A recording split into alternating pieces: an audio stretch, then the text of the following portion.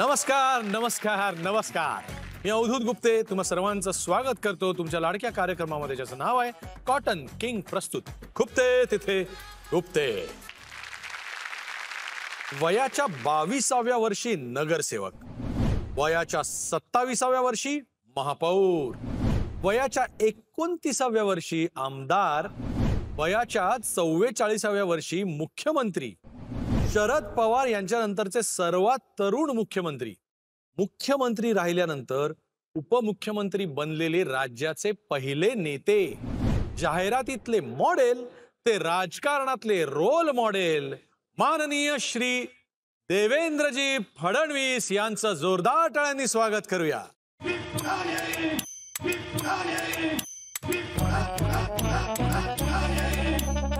माझी खूप टिंगटवाळी अनेकांनी केली, पण मी आलो आणि यांनाही घेऊन आलो. मग स्पष्टच विचारू का? उद्धव ठाकरे, मैं कांच के घर में नहीं रहता, तुम कांच के घर में रहते हो और कांच के घरों में रहने वाले दूसरों पर पत्थर नहीं फेंका करते.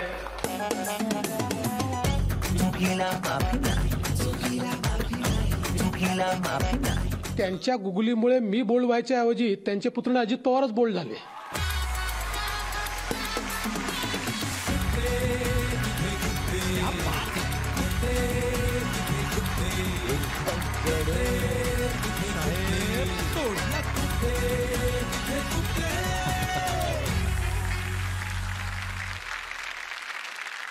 देवेंद्रजी, अख्खा महाराष्ट्र इतके एपिसोड्स, इतके आठवडे तुमची ह्या कार्यक्रमामध्ये येण्याची वाट पाहत होता. अखेर तुम्ही आलात. मी झी मराठी आणि खुपते तिथे गुप्तेच्या संपूर्ण टीम तर्फे आणि महाराष्ट्रातर्फे तुमचे खूप आभार मानतो. धन्यवाद. मी पण वाट पाहत होतो की तुम्ही मला कधी बोलवताय. मला वाटलं आता हाही सीझन संपला आणि तुमचं काही बोलवणं आलंच नाही, त्यामुळे मला बाहेर ठेवता की काय असं वाटत होतं.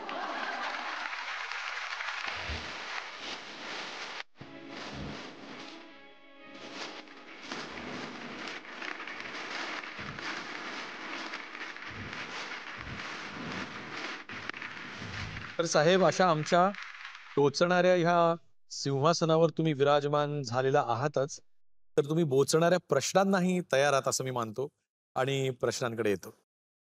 मध्यरात्री सेनेचे आमदार गायब होतात आणि तुम्ही सरकार स्थापन करता. रात्री राष्ट्रवादीचे आमदार गायब होतात, तुम्ही पहाटे अजित पवारांबरोबर शपथ घेता.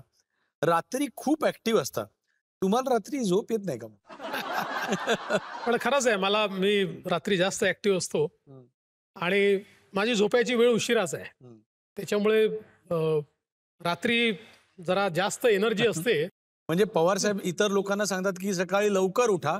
आता पवार साहेबांनी सांगायचं झालं तर तुम्हाला म्हणतील लवकर झोपा, आरामात उठा. नाही, असं काही नाही. मी दिवसाही तेवढाच ऍक्टिव्ह असतो. पण आता काय, कधी कधी काही गोष्टी रात्री जास्त सोप्या असतात करणं, त्यामुळे त्या रात्री होतात. आणि सकाळी उठून लोक टीव्ही लावतात आणि लोकांच्या झोपा उडतात. हे खरं आहे. मुख्यमंत्रीपद न मिळाल्यामुळे देवेंद्रजी नाराज झाले, भावूक झाले, असं तुमचे नेते म्हणाले होते. तुमची निवड फायनल असं वाटत असताना हे खरंच का झालं? म्हणजे पहिले तर मला वाटतं याची क्रोनॉलॉजी चुकते आहे. मी मुख्यमंत्री होणार नाही हे मी ठरवलं. ज्यावेळेस एकनाथराव शिंदेजींशी आमचं सगळं बोलणं झालं आणि आता हे सरकार बदललं पाहिजे, हे आपल्या विचारांनी चालू शकत नाही आणि तिथे हिंदुत्ववाद्यांचा जीव गुदमरतोय अशी परिस्थिती निर्माण झाली, त्यावेळी मी हा विषय मांडला की शिंदेजींनी मुख्यमंत्री झालं पाहिजे. मी माझ्या पक्षाकडे गेलो. माझ्या पक्षाला मी सांगितलं की शिंदे साहेबांना आपण मुख्यमंत्री केलं पाहिजे. माझ्या पक्षाला ते कन्व्हिन्स करण्याकरता मला बराच काळ द्यावा लागला. माझ्या पक्षाने लगेच ते ऍक्सेप्ट नाही केलं. मी त्यांना सांगितलं की इतका मोठा पाऊल शिंदेजी उचलतायत, अशा परिस्थितीमध्ये त्यांचं नेतृत्व हे असलं पाहिजे, त्यांच्या लोकांना ते कॉन्फिडन्स देईल. आणि हा निर्णय झाला. फक्त त्यावेळेस मी सांगितलं होतं की मी सरकारमध्ये राहणार नाही, मी पक्षाचा अध्यक्ष होईल किंवा जी जबाबदारी द्याल, मी 2-2.5 वर्ष मेहनत करून पक्षाला क्रमांक 1चा पक्ष करतो. त्याप्रमाणे सगळं ठरलं. ज्यावेळी आम्ही पत्र द्यायला गेलो त्यावेळी मी 4 लोकांना फक्त सांगितलं की मी मुख्यमंत्री नाही, शिंदे मुख्यमंत्री आहेत. तोपर्यंत फक्त मला, शिंदेजींना आणि आमच्या 3 वरिष्ठांना माहिती होतं की शिंदेजी मुख्यमंत्री आहेत. कोणाला माहित नव्हतं. तिथे आम्ही राज्यपालांकडे गेलो, ते पत्र पाहून आश्चर्यचकित झाले. ते म्हणाले, मी म्हटलं असंच ठरलंय. माझ्या प्रेस कॉन्फरन्समध्ये मी अनाऊन्स केलं की शिंदेजी मुख्यमंत्री होणार आहे. माझ्या चेहऱ्यावर एवढी तरी चिंता, दुःख, क्षोभ, उलट माझा चेहरा विजयी होता. मला एक जिंकल्याचा आनंद होता. मात्र तो आनंद माझा फार काळ याकरता टिकला नाही की घरी आल्यानंतर माझ्या नेत्यांनी मला फोन केला आणि त्यांनी मला सांगितलं की तुला उपमुख्यमंत्री व्हायचं. आणि हा माझ्याकरता धक्का होता. मुख्यमंत्री असताना उपमुख्यमंत्री होतोय, खालच्या पदावर जातो, याचं दुःख नव्हतं मला. माझ्या पक्षाने सांगितलं तर मी चपराशी व्हायला तयार आहे. मला चिंता ही होती की आपण ज्या प्रकारचं राजकारण करतो त्याच्यामध्ये लोक काय म्हणतील की सत्तेकरता हा किती हपापलेला आहे. अच्छा. कालपर्यंत मुख्यमंत्री होता, आता सत्तेकरता उपमुख्यमंत्री व्हायला तयार झाला. मात्र माझ्या नेत्यांनी त्याला इतक्या वरच्या स्तरावर नेलं. जो नरेटिव्ह त्यांनी तयार केला की आम्ही सांगतोय हा सत्तेकरता आपापलेला नाहीये, हे जे नरेटिव्ह पंतप्रधानांनी ज्या प्रकारचं ट्विट केलं, मला असं वाटतं की त्याच्यानंतर कोणाच्या मनात संभ्रम उरला नाही. उलट कदाचित मुख्यमंत्री होऊन जी प्रसिद्धी मला मिळाली असती किंवा जो एक माझ्याबद्दलची भावना तयार झाली असती, त्यापेक्षा अधिक भावना संपूर्ण देशामध्ये उपमुख्यमंत्रीपद स्वीकारल्यानंतर माझ्याबद्दल. वा. वेषांतर केलं तरी सहज ओळखू येणारे नेते म्हणजे तुम्ही आणि एकनाथ शिंदे. तरी तुम्ही वेषांतर करायचा म्हणजे नक्की कसे कपडे घालायचे? काय वेषांतर? काय फार वेषांतर वगैरे मी केलं नाही. एखाद दोन वेळा मी आपलं हुडी वगैरे घातली असेल. ते काय झालं की माझी पत्नी गमतीत गमतीत अनेक गोष्टी बोलते आणि मला ते सहन करावं लागतं. जसं तिने एक दिवस पुरणपोळी सांगितली आणि तेव्हापासून कुठे गेलो की मला पुरणपोळीच खावी लागते. 30-35 पुरणपोळ्या पातेलं भर तूप घेऊन आरामात खाऊन टाकायचं. मला खरंच सांगतो, तुमच्या कार्यक्रमाच्या माध्यमातून सगळ्यांना सांगतो, मला नाही आवडत हो पुरणपोळी एवढी. एकच्या वर मी पुरणपोळी खाऊ शकत नाही. अरे लोक एवढं कॉन्फिडेंटली, आम्हाला माहिती आहे तुम्हाला पुरणपोळी आवडते, आम्ही तीच करून ठेवली आहे. काय त्यांना उत्तर द्यायचं? म्हणून आज तुमचा कार्यक्रम फार जास्त पाहिला जातो. म्हणून याच्या माध्यमातून मी सगळ्यांना विनंती करतो, मला पुरणपोळी फार आवडत नाही, एखादी मी खाऊ शकतो. त्यामुळे त्याच्या व्यतिरिक्त दुसरं काही गोड केलं, मोदक वगैरे, तर अधिक बरा. आणि आता वेळ झालेली आहे ती खुर्ची फिरण्याची.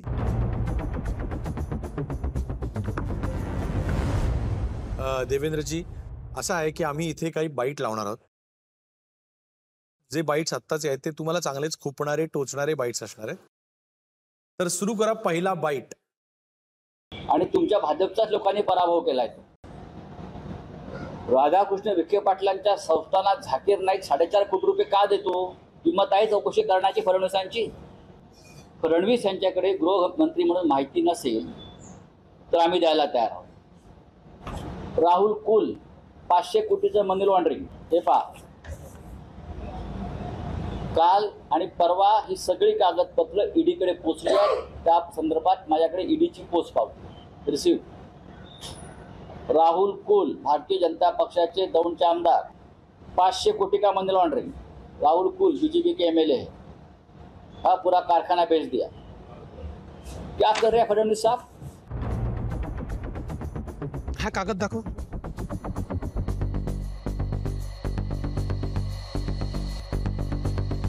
संजय राउत 1000 कोटी रुपए का घोटाला किया. क्या कर रही है ईडी? त्यांचं पत्र आहे, पुरावा नाही आहे तो. बघा तुम्ही, बघा, झूम करा. त्यांनी लिहिलेलं पत्र आहे. त्यांना रात्री स्वप्न पडतात अशी आणि सकाळी काही बोलतात ते अशा. मला वाटलं नव्हतं तुम्ही अशाही माणसाला उत्तर द्यायला सांगाल. मला माझा स्तर ठेवा. आता पुढचा बाईट. 1977 साली आम्ही सरकार बनवलं, पण त्याच्यामध्ये भाजपचा मांडवर होता उत्तमराव पाटील. आमची लहान मुलं होती त्यामुळे त्यांना कळलं नसेल, त्यांना कदाचित पूर्वीचा इतिहास माहीत नसेल. पण त्याच्या माहितीसाठी सांगतो की मी जे सरकार बनवलं ते सगळ्यांना घेऊन केलं. त्याच्यामध्ये त्यावेळेचा जनसंघ त्याची उत्तरासाठी ते उपमुख्यमंत्री, त्याच्यानंतर अशी अर्वाधिक आणखी काही सदस्य होते. पण मला वाटतं हे प्राथमिक शाळेत कदाचित असतील, त्यामुळे त्यांना त्या काळाची फारशी माहिती नसेल आणि त्या अर्जाला होती ते असे स्टेटमेंट करतात. यापेक्षा जास्त काही भाष्य करायची गरज नाही. मी हेच सांगितलं की 1978ला पवारसाहेब वसंतदादा पाटलांच्या मंत्रिमंडळात होते. 40 लोक घेऊन बाहेर पडले. आम्ही विरोधी पक्षात होतो, भारतीय जनता पार्टी. आमच्यासोबत आले आणि सरकार स्थापन केलं पुलोदचं. एकनाथ शिंदेंनी उद्धव ठाकरेंच्या मंत्रिमंडळात होते, 50 लोक घेऊन बाहेर पडले, आमच्यासोबत आले, सरकार स्थापन केलं. जर पवार साहेबांनी जे केलं ती मुत्सद्देगिरी असेल तर शिंदेंनी केलेली बेईमानी कशी होईल? ती पण मुत्सद्देगिरीच आहे. त्यामुळे डबल स्टँडर्ड्स करता येणार नाही. तर पवारसाहेब म्हणाले खरंच आहे, मी प्राथमिक शाळेतच होतो, पण इतिहास थोडी बदलता येतो. इतिहासामध्ये हे तर स्पष्टच आहे ना की तुम्ही वसंतदादा पाटलांच्या मंत्रिमंडळातनं, म्हणजे सांगायचं झालं तर सकाळी वसंतदादांना भेटले आणि सांगितलं की आम्ही सगळे सोबत आहोत, आणि 12 वाजता 40 लोक बाहेर पडले आणि त्यांनी सरकार बदललं. त्याच्यामुळे मला असं वाटतं की जर ती मुत्सद्देगिरी होती तर शिंदेंनी केली ती मुत्सद्देगिरी होती. त्यामुळे मी जे बोललो तेच ते बोलले आहेत. बरोबर. पवार साहेबांची मुख्यमंत्री म्हणून सुरुवातच भारतीय जनता पार्टीमुळे झाली. आम्ही समर्थन दिलं नसतं, त्यांचं सरकारच झालं नसतं. योगी आदित्यनाथ, शिवराज चौहान, खट्टर यांना भाजप मुख्यमंत्री म्हणून पुन्हा संधी देतं. मग फडणवीसांसाठीच वेगळा न्याय का? नाही, वेगळा न्याय नाहीच. असं आहे की परिस्थिती असती तर फडणवीसांना मुख्यमंत्रीच केलं असतं. कारण 2019च्या निवडणुकीमध्ये स्वतः माननीय पंतप्रधान महोदयांनी देवेंद्र फडणवीस आमचे मुख्यमंत्री पदाचे उमेदवार आहेत, यांच्या नेतृत्वात आम्ही निवडणूक लढतोय, हे 4 वेळा जाहीर केलं. अमित भाईंनी जाहीर केलं, राष्ट्रीय अध्यक्षांनी जाहीर केलं, एवढंच काय उद्धव ठाकरेंनी जाहीर केलं. आणि त्यातलं माझं शल्य काय सांगतो, म्हणजे मला काय खुपतं ते तुम्हाला सांगतो की 5 वर्ष आम्ही सरकार चालवलं. अर्ध्या रात्री उद्धवजींनी फोन केला तरी ते जे म्हणतील त्याला मान होता. मी कधी त्यांना नाही म्हटलं नाही. कधीच मी मुख्यमंत्री आहे तर मी त्यांच्याकडे जाणार नाही असं नाही. मी स्वतः मातोश्रीवर जायचो. कुठेही मान अपमान नाट्य मी केलं नाही. अनेक वेळा प्रोटोकॉलमध्ये पंतप्रधानांच्या आधी मुख्यमंत्री बोलतो, त्याच्या आधी सगळे बोलतात. मी प्रोटोकॉल तोडून माझं भाषण केल्यानंतर त्यांना भाषण करायला द्यायचो. एवढं सगळं असताना ठीक आहे, तुमचं नाही पटलं, तुम्हाला मुख्यमंत्री व्हायचं आहे, तुम्ही दुसऱ्यासोबत जाणार आहात, हिमतीने सांगितलं पाहिजे, फेस केलं पाहिजे. मला जे खुपतं ते एवढंच खुपतं की त्यांनी माझे फोन देखील उचलले नाही. शेवटी इतके तुम्ही सोबत राहिल्यानंतर किमान एवढी तरी मला असं वाटतं की दानत असली पाहिजे की फोनवर सांगू शकले असते की नाही देवेंद्र, मला मुख्यमंत्री व्हायचं आहे किंवा काय जे काय कारण असेल, पण मी तुमच्यासोबत येऊ शकत नाही. पण त्यांनी माझे फोन देखील घेतले नाहीत, याचं मला खरंच दुःख आहे. लोकांना आता असं वाटतं की भारतीय जनता पक्ष म्हणजे एक वॉशिंग मशीन आहे, ज्याच्यामध्ये लोक गेली की स्वच्छ होऊन बाहेर येतात. असं ते असा एक नरेटिव्ह तयार करण्याचा प्रयत्न होतोय.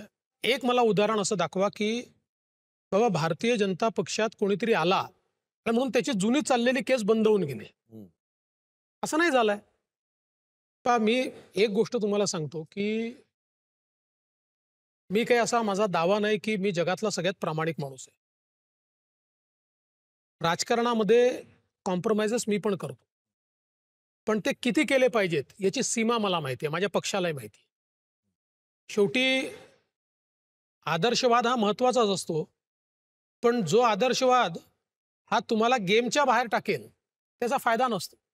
गेममध्ये राहिलात तर आदर्शवादी राहाल, गेममध्ये राहिलात तर एथिकल पॉलिटिक्स करू शकाल.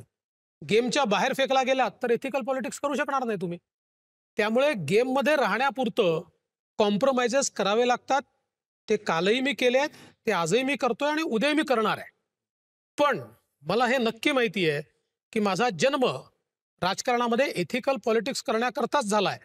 जिथे संधी मला आहे तिथे मी एथिकलच राहणार आहे. आणि म्हणूनच 5 वर्ष मी महाराष्ट्राचा मुख्यमंत्री होतो.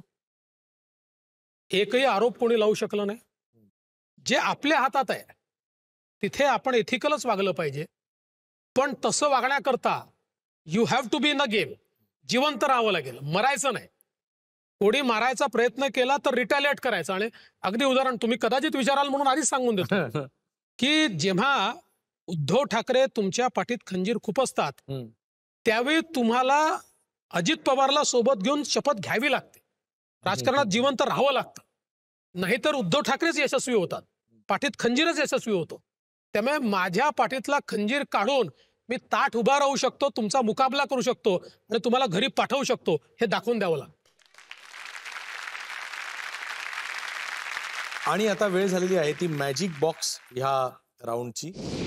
देवेंद्रजी, ह्या मॅजिक बॉक्समध्ये ह्या वेळेस आम्ही ठेवलेली आहेत काही बक्षिसं किंवा गिफ्ट्स. आणि ही गिफ्ट्स तुम्ही कुणाला पाठवाल, कुणाला द्याल, हा प्रश्न आहे तुम्हाला. सगळ्यात पहिल्यांदा आहे नारळ. नारळ देणे महाराष्ट्राच्या संस्कृतीमध्ये नारळ देणे म्हणजे धन्यवाद आलात, परत इधर मिले ऊपर मत मिलो. धन्यवाद. नारळ मी संजय राऊत साहेबांना पाठवतो.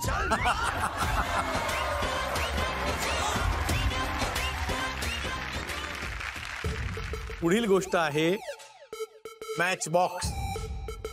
शक्यतो 2 लोकांमध्ये आग लावण्याचं जे काम करत असतात त्यांच्याकडे ही वस्तू कायम असते. ही मीडियालाच पाठवावी लागेल.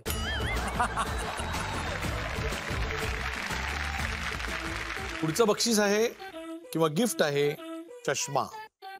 नीट दिसत नसल्यासाठी याचा उपयोग जवळचा आहे की दूरचा आहे याच्यावर डिपेंड करतं कोणाला पाठवायचं. दोन्ही सांगा. जवळचा असेल तर कुणाला पाठवतं? जवळचा असो का दूरचा असो, ज्यांना राजकारणामध्ये जवळचं आणि दूरचं नसतं, दिसून न दिसल्यासारखं अनेक लोक करतात, अशांना तो चष्मा पाठवावा लागेल. पुढील बक्षीस अर्थात हा कोणाला खाण्यासाठी नाही पाठवायचा हे सगळ्यांना कळलेलं आहे. हा प्रातिनिधिक आहे. चमच्याकडे चमचा पाठवावा. नेत्यांचे जे ट्विटर हँडल आहेत त्याच्या खाली जे व्यक्त होतात त्यांच्यात संख्या कोणाची जास्त आहे त्याच्या आधारावर पाठवावं लागेल. आणि वॉशिंग पावडर. जे मळले आहेत त्यांच्याकडे पाठवावे लागेल. ते मळलेले लोक म्हणतात की ही पावडर सगळ्यात जास्त दिल्लीत मिळते म्हणून. असं हा आहे ना, खरं आहे. म्हणून तर घाबरले आहेत ना सगळे.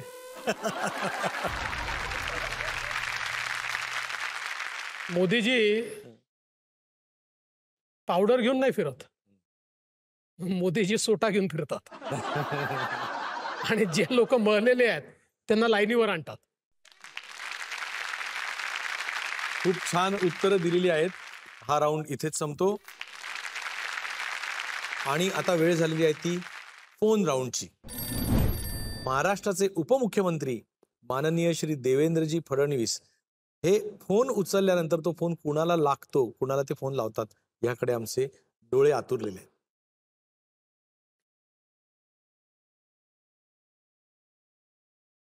नमस्कार अटलजी. माझा तुम्हाला प्रणाम. फोन लावण्याचं कारण असं की मला अतिशय आनंद वाटतोय की जी स्वप्न तुम्ही पाहत होतात ती स्वप्न आज मोदीजींच्या नेतृत्वात पूर्ण होत आहेत. मला आठवतं की संसदेमध्ये तुम्ही पंतप्रधान असताना एकदा तुम्हाला हिणवलं होतं की तुमच्या राम मंदिराचं काय झालं, तुमच्या 370 कलमाचं काय झालं, तुमच्या समान नागरी कायद्याचं काय झालं. त्यावेळी तुम्ही उत्तर दिलं होतं की आज मी 22 पक्षांचं सरकार चालवतो आहे त्यामुळे सगळ्यांचा मिळून अजेंडा आहे. ज्या दिवशी माझ्या पक्षाचं सरकार येईल आणि ज्या दिवशी माझ्याकडे किंवा माझ्या पक्षाकडे मेजॉरिटी असेल, त्या दिवशी या सगळ्या गोष्टी घडताना तुम्हाला दिसतील. आणि तुमच्या आशीर्वादाने मोदीजींच्या नेतृत्वात भारतीय जनता पक्षाला पूर्ण बहुमत मिळालं आणि आता राम मंदिर देखील बनत आहे. आज मोदीजींच्या नेतृत्वामध्ये 370 कलम खारिज करण्यात आलेलं आहे. आणि आता तुम्ही जे म्हणायचे ते सत्य आहे, कारण तुम्ही ज्यावेळी श्यामाप्रसाद मुखर्जींसोबत त्या ठिकाणी श्यामाप्रसादजींनी नारा दिला होता, एक देश में दो प्रधान, दो विधान, दो निशान नहीं चलेंगे और मैं बिना परमिट के कश्मीर में जाऊंगा, त्यावेळी तुम्ही त्यांच्यासोबत होतात. आणि ज्यावेळेस त्यांनी बिना परमिटचं काश्मीरमध्ये एंट्री केली आणि त्यांना अटक केली, त्यावेळी तुम्हाला ते म्हणाले होते, जाओ वाजपेयी, पूरे देश को बता दो कि बिना परमिट के मैं कश्मीर गया हूँ और अब इसके बाद हम परमिट नहीं लेंगे. आणि त्यानंतर तुम्ही देशामध्ये आगीसारखी ही वार्ता पसरवली आणि त्याचा परिणाम असा झाला की शेवटी त्या ठिकाणी परमिट राज बंद झालं. कोणालाही काश्मीरचा विजा घ्यावा लागत नाही, भारतीय तिथे जाऊ शकतात, ही व्यवस्था आली. पण 370 कलम तुम्हाला खूपच होतं आणि आज मोदीजींनी ते 370 कलम देखील त्या ठिकाणी हटवलं. आणि मला विश्वास आहे की लवकरच भारतामध्ये समान नागरिक कायदा देखील मोदीजींच्या नेतृत्वात येणार आहे. ज्यावेळी तुम्ही अणुस्फोट केला अटलजी, त्यावेळी तुम्ही सांगितलं होतं मी कोणालाही दबणार नाही, आणि तुम्ही ते करून दाखवलं. जगाने आपल्यावर सँक्शन टाकले, पण तरी देखील तुम्ही म्हणालात मी जगाकडे जाणार नाही, जग माझ्याकडे येईल. जगाने ते सँक्शन उचलले आणि आज मोदीजींच्या नेतृत्वामध्ये संपूर्ण विश्वामध्ये भारताचा डंका बोलतोय. तुम्ही संसदेत सांगितलं होतं की सरकारें आएगी जाएगी, पार्टियां बनेगी बिगड़ेगी, ये देश रहना चाहिए. याच मंत्रावर आज आम्ही काम करतोय, या देशाकरताच काम करतोय. मला विश्वास आहे मोदीजींना आणि आम्हाला तुमचा आशीर्वाद हा प्राप्त होतच असेल, तो असाच तुम्ही द्यावा ही तुम्हाला विनंती आहे.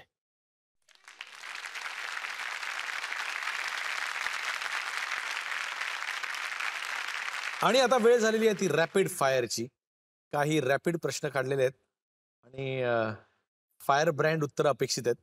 कोणते विरोधक जास्त साधे, कर्तव्यदक्ष, प्रामाणिक आणि सरळ वाटतात?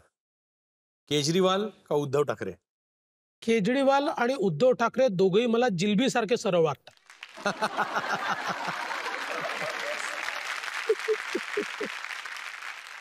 महाराष्ट्राचा भावी युवा नेता कोण, जो अभ्यासू, संयमी आणि दूरदर्शी वाटतो? आदित्य ठाकरे की श्रीकांत शिंदे? जो आपल्या वडिलांच्या छायेतनं सगळ्यात पहिले बाहेर येईल तो. कुणाशी जास्त मन मोकळेपणे बोलता, अमित शहा की नरेंद्र मोदी? अमित शहा. अच्छा. कारण मोदीजींशी बोलताना एक वडिलकीचं नातं आहे, त्यामुळे मनमोकळं बोलता येतं, पण तरी देखील बोलताना एक दडपण असतं. अमित भाईंशी जे नातं आहे त्यात काहीही बोलता येतं. अरे वा. एकदाच काय ते सांगून टाका, विदर्भ वेगळा पाहिजे की नको?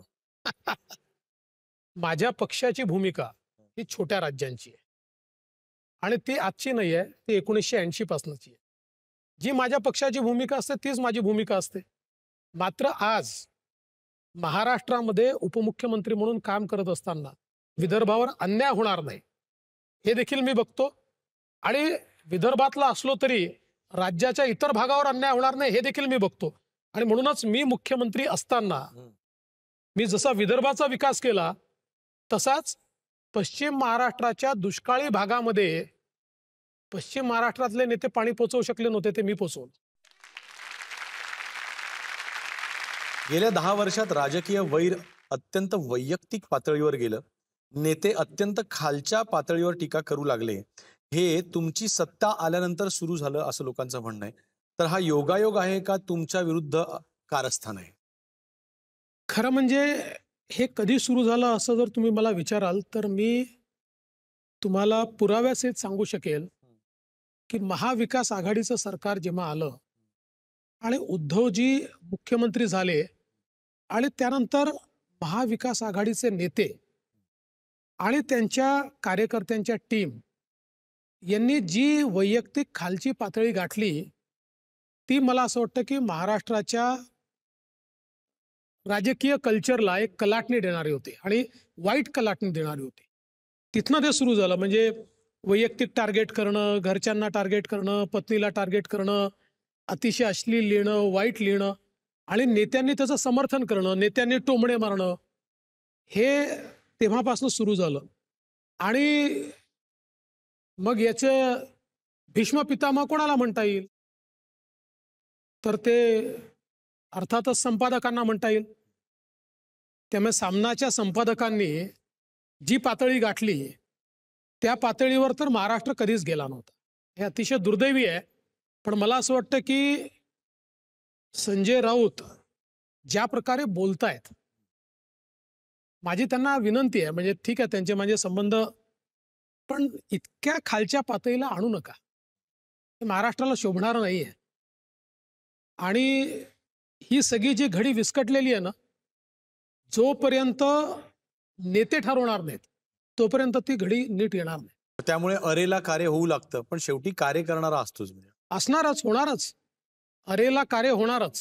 राजकारणामध्ये अरेला कार्य जर झालं नाही ना तर अरे म्हणणारा खरा आहे असं लोकांना वाटतं. त्यामुळे कार्य करावंच लागतं. तुम्ही मगाशीच उल्लेख केल्याप्रमाणे ट्रोलिंग हे आत्ताच्या या सोशल मीडियामुळे अनेकांच्या डोक्याला ताप झालेली गोष्ट आहे. आणि तुम्हाला देखील ट्रोलिंगचा त्रास होत असणार आहे आम्हाला माहिती आहे. पण आम्ही खास काही ट्रोल्स काढून आणलेत. आमचा हा ट्रोल राऊंडच आहे की आम्ही तुम्हाला त्या ट्रोलिंग बद्दल विचारण्यापेक्षा थेट ते ट्रोल्सच आम्ही तुम्हाला दाखवतो. त्याबद्दलचं तुमची प्रतिक्रिया आम्ही जाणून घ्यायची आमची इच्छा आहे. दाखवा पहिला ट्रोल. गोंडस चेहऱ्याचा सगळ्यात आक्रमक नेता म्हणजे फडणवीस. कधी कुणाचा गेम करतील सांगता येत नाही. कधी कुणाचा गेम करतील दिस इज नॉट ट्रू. मी कधीच कोणाचा गेम करत नाही. पण हे खरंच आहे की मी कधी कोणाच्या वाट्याला जात नाही. माझ्या वाट्याला आला तर सोडत नाही, एवढं फक्त. पुढचा ट्रोल बघूया. भाजपच्या सच्च्या कार्यकर्त्याला फडणवीस यांनी काहीच दिलं नाही. बाहेरच्या लोकांचे जास्त लाड करतात. गोपीचंद पडळकर, चित्रा वाघ, राहुल नार्वेकर, नारायण राणे, महादेव जानकर मोठे झाले, पण आमच्या माधव भंडारी सारख्यांचं काय? खरं आहे. म्हणजे माधव भंडारी हे भारतीय जनता पक्षातले एक अतिशय चांगले नेते आहेत. सातत्याने पक्षाकरता समर्पितपणे काम करणारे नेते आहेत. आणि त्या मनाने त्यांना आम्हाला आमदार वगैरे करता आलं नाही. पण असे अनेक नेते आहेत. मग हा पक्ष मोठा का झाला? तर या पक्षामध्ये अनेक लोकांनी त्याग केला. आम्ही का मुख्यमंत्री बनू शकलो? कारण अनेक लोकांनी त्याग केला म्हणून बनू शकलो. सगळ्यांनीच जर ठरवलं की आपल्याला काहीतरी मिळालंच पाहिजे तर हा पक्ष कधीच मोठा होऊ शकला नसता. त्यामुळे मला असं वाटतं की बाहेरच्यांना असं वाटणं साहजिक आहे की वर्षानुवर्ष काम करणारे लोक आहेत, त्यांना काही मिळत नाही आहे. असंही नाही आहे. आता ज्यांना मिळालं त्यातले तुम्हाला 75% लोक असे दिसतील की जे होमग्रोन आहेत, जे वर्षानुवर्ष काम करतायत. त्यामुळे हा एक मिक्स आहे. आमचा प्रयत्न असा असतो की कुठेतरी पक्षातमध्ये काम करणारी जी मंडळी आहेत यांना काही ना काही त्या ठिकाणी पद दिलं पाहिजे, त्यांना कुठली तरी संधी दिली पाहिजे. कधी देता येते, कधी देता येत नाही. पण निश्चितपणे त्यांच्या प्रती आम्ही म्हणजे आमची कृतज्ञता व्यक्त करू इच्छितो की अशा या शेकडो, हजारो, लाखो कार्यकर्त्यांमुळेच आज भारतीय जनता पक्ष इथपर्यंत पोहोचला. आता वेळ झालेली आहे खुर्ची पुन्हा एकदा फिरण्याची. परंतु ह्या वेळेला खुर्ची जी फिरणार आहे ती काही टोचलेले बाईट्स बघण्यासाठी नव्हे, तर काही आवडतील असे बाईट्स बघण्यासाठी. बघूया बाईट.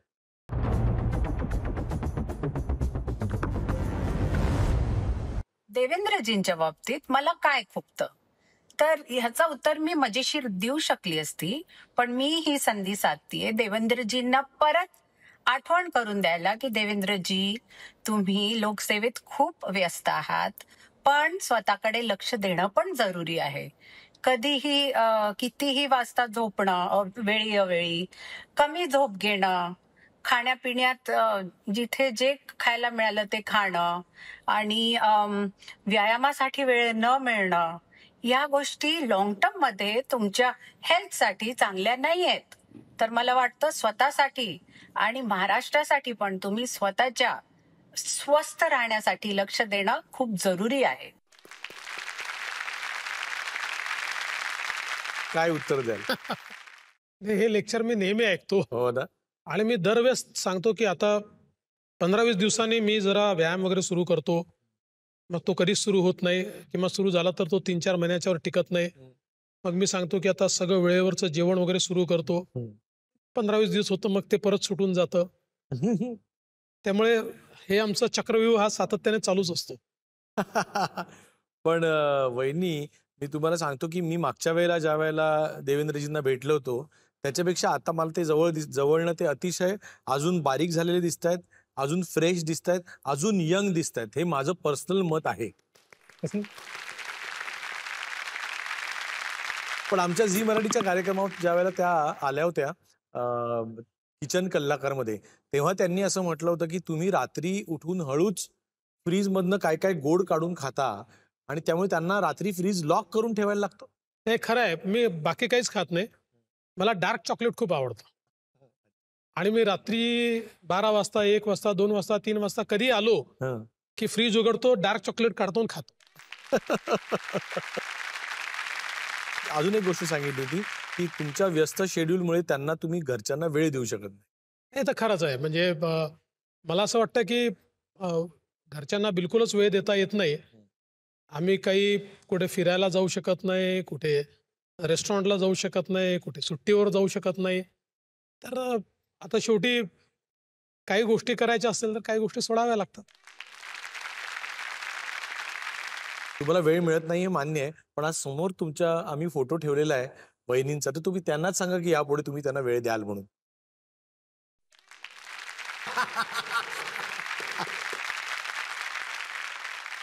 पुढचा बाईट बघूया.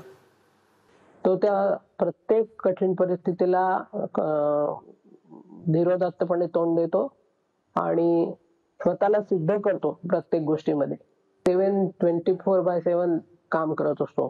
ते काम करत असताना त्याला कधीच कशाचंच भान नसते. पण माझं असं म्हणणं आहे की बा, एवढं काम तुम्हाला करायचं आहे तर तुम्ही सकाळचा आपला ब्रेकफास्ट व्यवस्थित केला पाहिजे, तुम्ही लंचला पण काहीतरी खाल्लं पाहिजे आणि रात्री पण तुम्ही जे काय तुम्हाला आवडेल, सूप म्हणा, काही म्हणा, असं प्यायलं तरी चालेल. पण या कुठल्याही गोष्टी त्याच्या व्यस्ततेमुळे तो पाळू नाही शकत.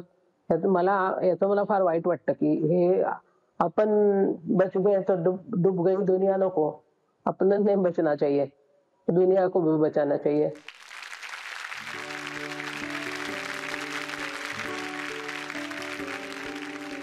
काय सांगाल आईंना? नाही, खरं म्हणजे माझे वडील तर आम्ही बरंच लहान होतो तेव्हा वारले. त्यामुळे जे काही घडत असताना आईचाच एक अतिशय खंबीर असा सपोर्ट होता आणि आईची मतं खूप पक्की असतात. आणि सगळ्यात महत्त्वाचं असं आहे की बरेचदा आईचं म्हणणं मला पटत नाही, पण मला हे माहिती असतं की politically she is more correct. तिचं बऱ्याचशा सिच्युएशनवरचं जे आकलन असतं एकदम करेक्ट असतं. त्यामुळे ती कधी एखाद्या गोष्ट ज्यावेळेस व्यक्त करते, मी जरी मला ते पटलं नाही तरी माझ्या डोक्यात माहिती असतं की म्हणते ते बरोबर आहे. आणि मला असं वाटतं की म्हणजे आम्हाला जी स्ट्रेंथ मिळाली ती तिच्यामुळेच मिळाली. वा. वेळ झालेली आहे खुर्ची परत पूर्व ठिकाणी आणून ठेवायची.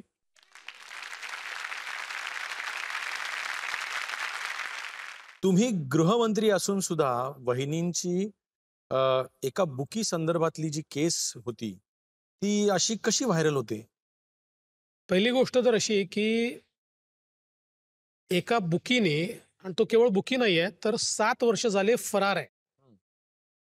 आणि मागच्या सरकारमध्ये त्यांनी जे काही त्याची ऍडजस्टमेंट असेल त्याच्या आधारावर स्वतःच्या केसेस मागे घेणं सुरू केलं होतं. सरकार बदललं. सरकार बदलल्यावर त्यांच्या हे लक्षात आलं की आता कदाचित माझ्या केसेस वापस जाणार नाहीत. आणि म्हणून त्यांनी मग त्यांची मुलगी, यंग मुलगी आहे, वकील आहे का काय, ती फॅशन डिझायनर आहे, तिला अमृताकडे पाठवणं सुरू केलं.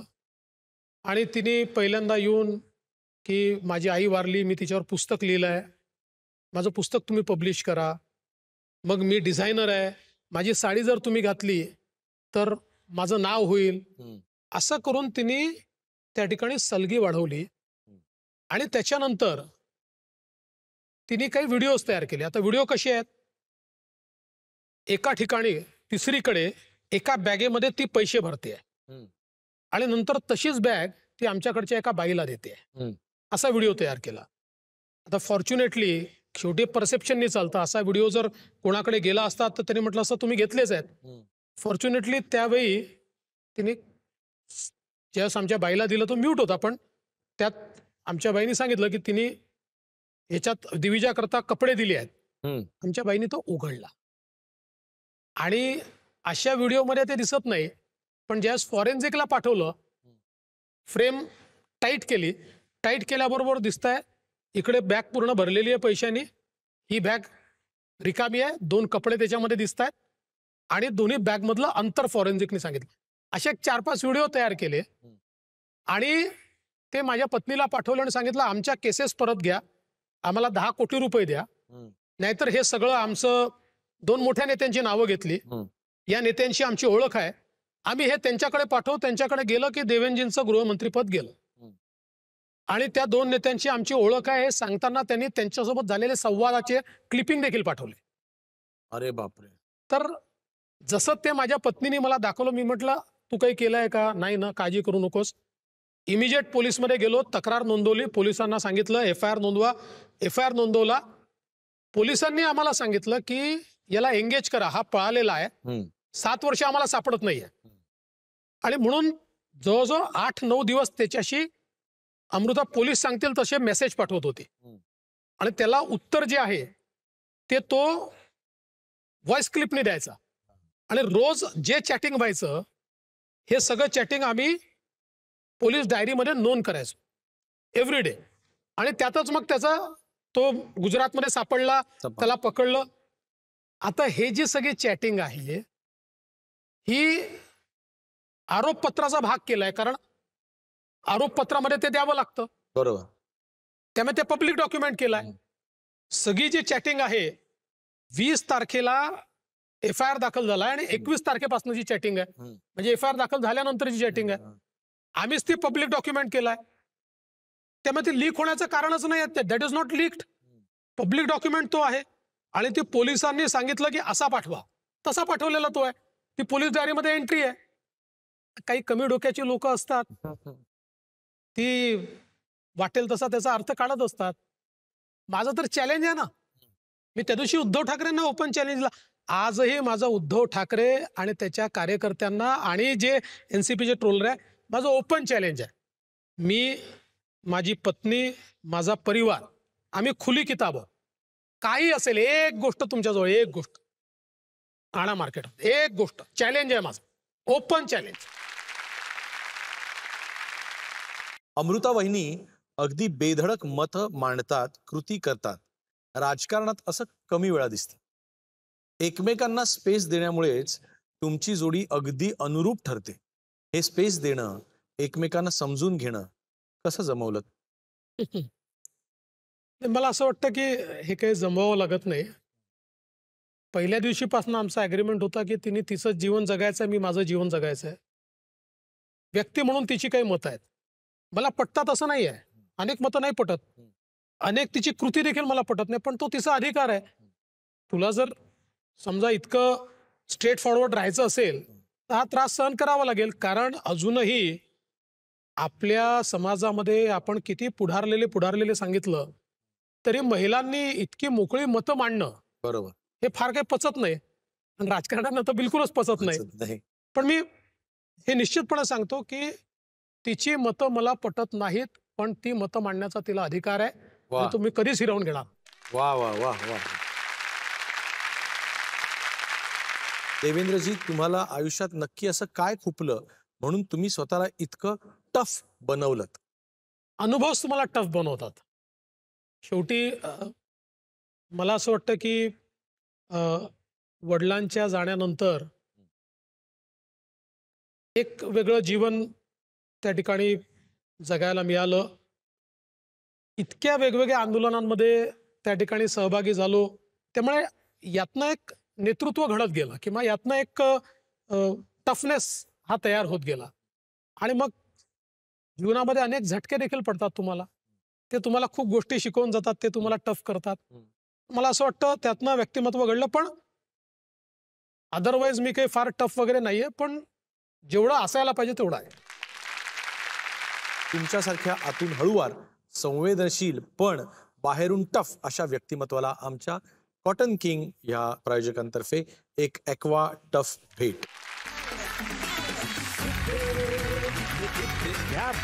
खरंच हा तुमचा ॲक्वा टफ प्रवास आमच्यासाठी खूप प्रेरणा देणारा आहे.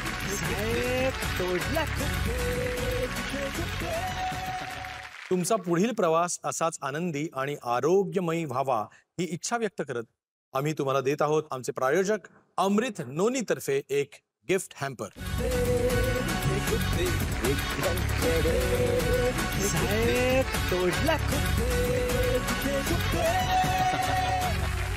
पुन्हा भेटूया पुढच्या रविवारी ह्याच वाहिनीवर ह्याच वेळी अडक्या कार्यक्रमामध्ये, ज्याचं नाव आहे कॉटन किंग प्रस्तुत. गुप्ते तिथे गुप्ते.